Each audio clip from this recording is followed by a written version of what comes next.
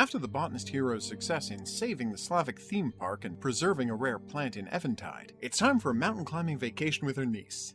Her mistake? Going mountain climbing in the same region where the first game took place, an area she knows full well is packed with goblins, imps, and villainous magic. Naturally, they're attacked by an evil sorcerer, the niece is kidnapped, and it's up to the heroic botanist to rescue her, defeat the villain, and save a town, all before an evil ritual can be completed.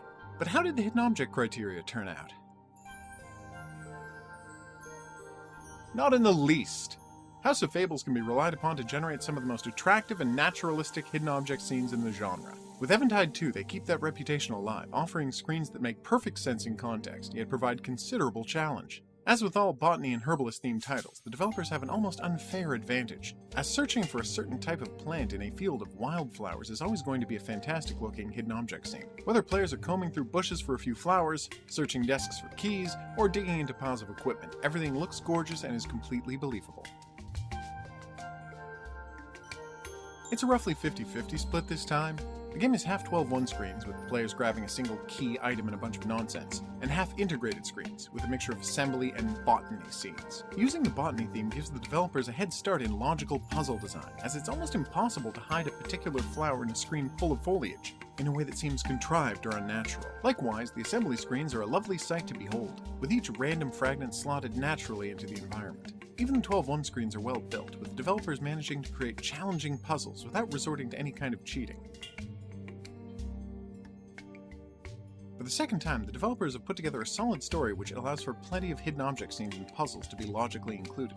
Many of the doors are locked with House of Fables' well-known narrative puzzle scenes, where character backstories are explored through colorful puzzles. They're never particularly challenging, but they do a great job of offering exposition through gameplay rather than cutscenes, which is always welcome. The game's setting offers perfect justification for strange keys, secret passages, and ornate locks, just as the focus on using herbal concoctions to help people offers good reason to go looking for hidden objects. The House of Fables obviously cares quite a bit about making their games as logical as possible to keep players from ever getting disconnected from the story, and once again, they've succeeded. There is one wholly new addition that developers make to this game, a simple morality system that affects the outcome of the story.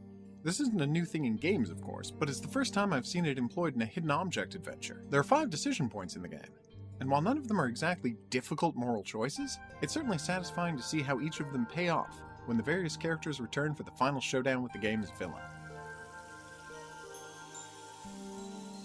This is the spectral demon dog that the Sorcerer summons to guard his escape.